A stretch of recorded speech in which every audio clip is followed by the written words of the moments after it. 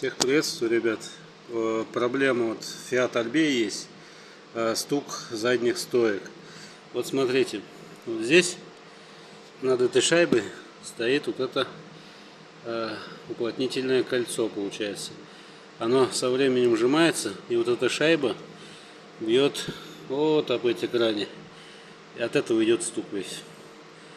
Решение проблемы: взял от грузовой машины флиппер.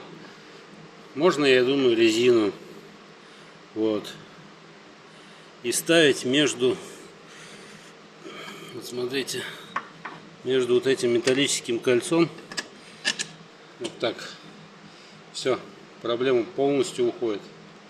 Полностью. Вот, берите на заметку. Если что, пользуйтесь. Некрасиво, конечно, так получилось, вырезал. Да, кто здесь видит? Главный результат